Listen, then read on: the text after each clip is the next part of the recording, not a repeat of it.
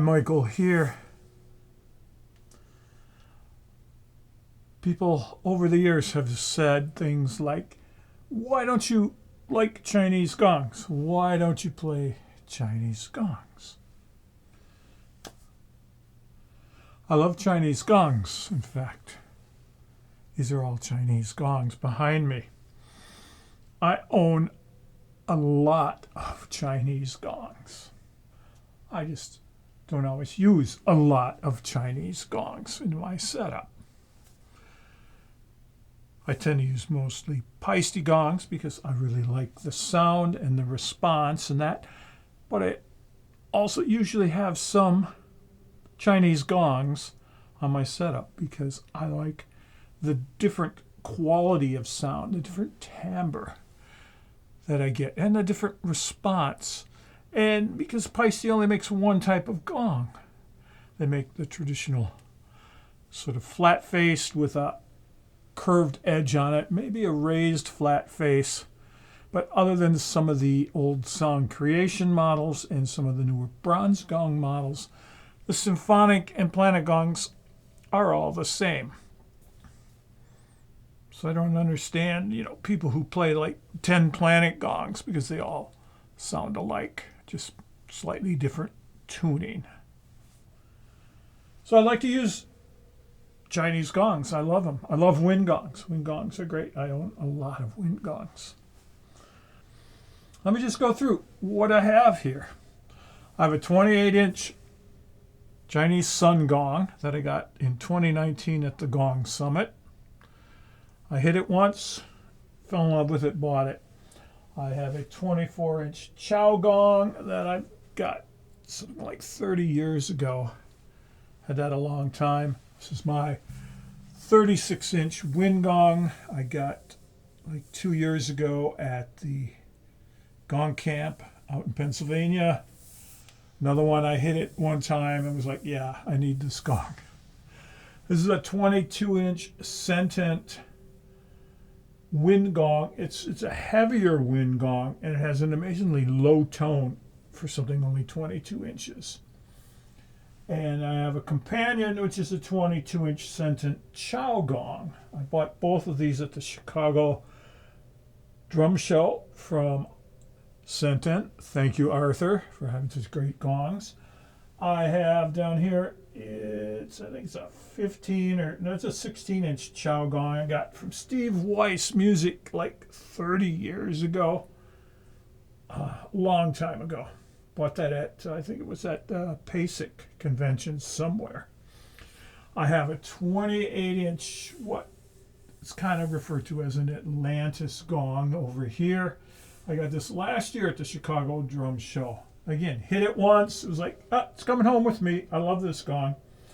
And let's see, I have a 16-inch wind gong that I bought along with the 16-inch Chow gong from Steve Weiss at PASIC like 30 years ago. And then I have another about 15-inch, 16-inch wind gong from Sentent I got a few years ago.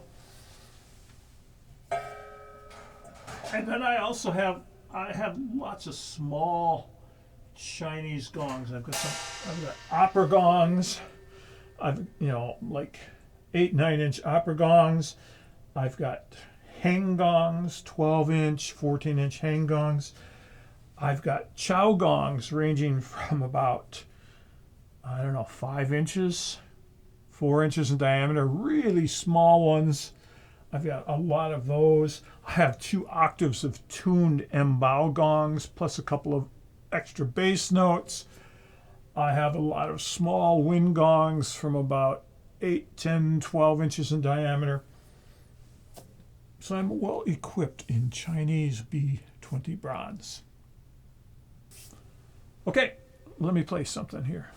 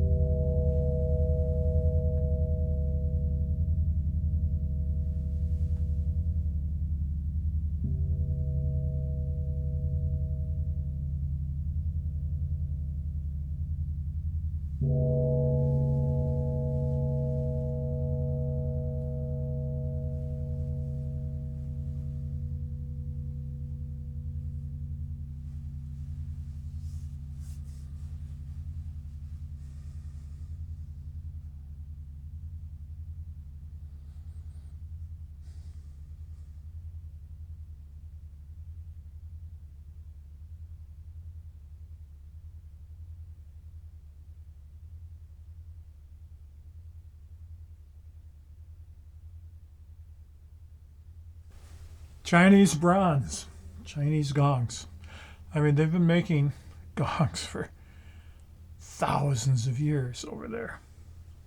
They know how to make gongs. They know how to work bronze.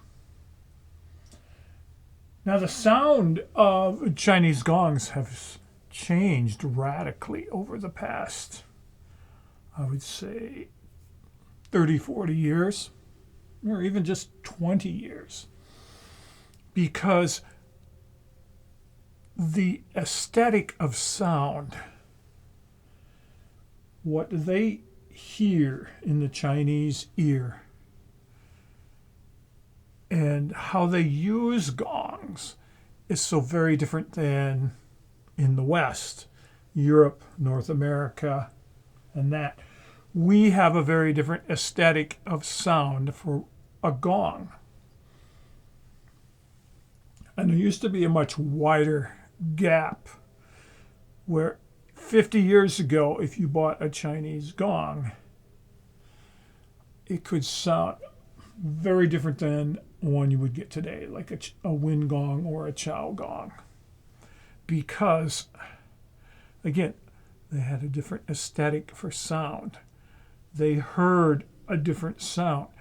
Now, when the whole gong bath thing was invented, which is a very, very recent thing, okay?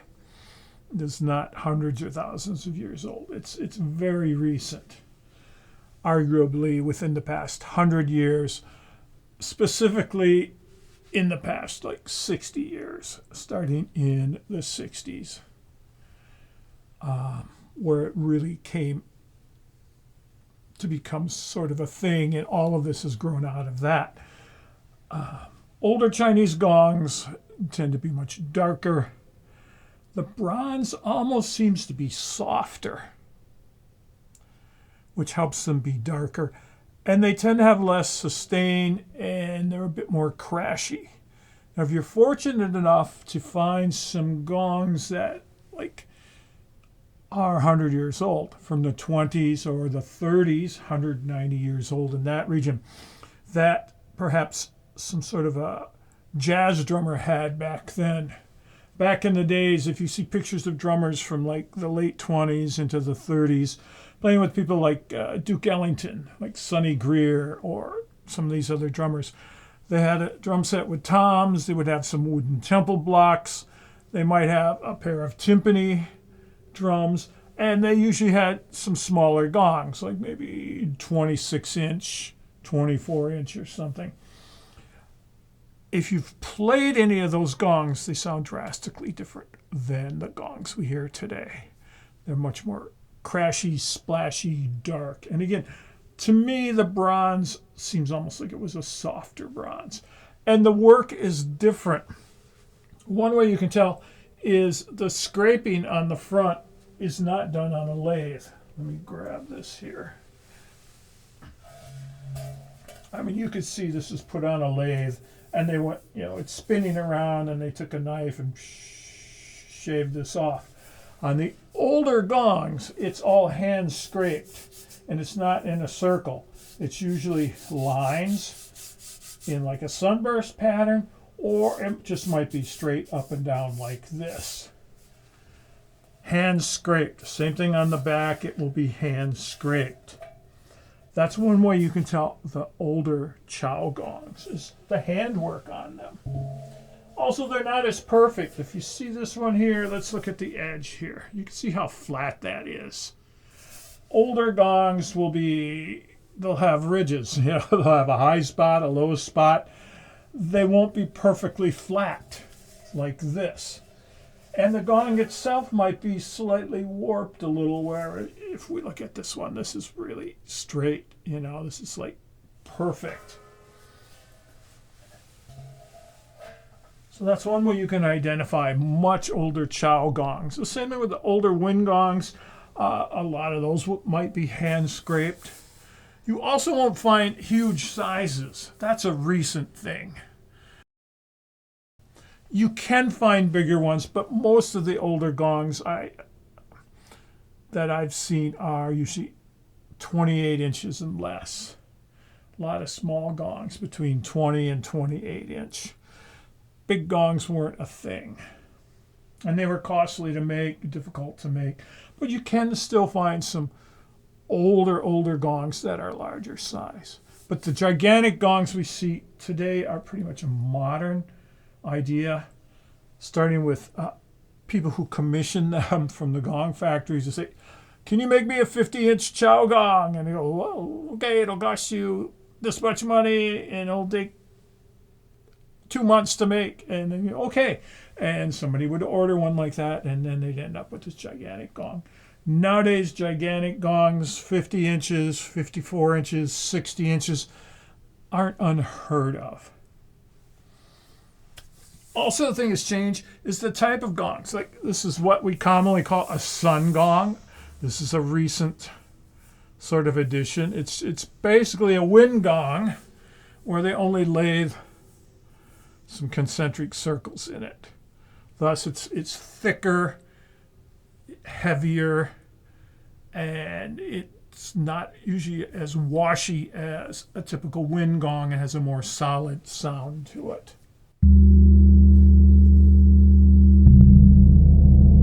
Right away, you can hear that shh, the sizzle on this one, where this one stays more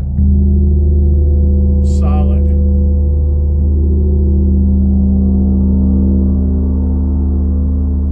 So we have new ones like that, or the Atlantis type, which is basically a chow gong, like this, where they have not cleaned the face, they have not laid the circle in it, and that. And we'll see variations on these gongs. We'll see a wind gong that will just have a dark edge, and the rest is lathed, or the face is lathed, or face is all dark, and there's just a strip around the edge that is lathed and cleaned off. Those are all recent inventions by people asking, hey, what if you did this to a wind gong or a chow gong? So we'll see both of those kind of ideas in chow gongs. We even see sun chow gongs like this pattern. All recent developments. Chinese bronze, I love it. I always get a chuckle when on Facebook or some other social media, somebody will come on and they're like the authority on things, and they say, for sound healing, put that in quotes, for sound healing, in other words, the best gongs and the only gongs you should use are European nickel silver gongs. They're the best made and blah, blah, blah, blah. And I'm going like, Chinese have been making gongs longer than the Europeans. I mean, they know what they're doing. They know their trade. And the same thing, people in Asia, people in Vietnam, in Thailand, people in the Philippines, people in Indonesia, that whole Asian area is gong civilization. And they've been making them for much longer than Paiste or anybody else in Germany has, or UFIP in Italy, or any of these other European makers. They've been doing it a lot longer. They know their thing. So yes, I do like Chinese gongs. I do like Chinese bronze, B20 bronze. Paiste doesn't make anything in B20. They make nickel silver and B8 bronze gongs. I like B20. It has a great sound. I like the different shapes. And that's about it. Okay. So the next time you think, that Michael guy, he doesn't like Chinese gongs, remember this video, okay? Talk to you later.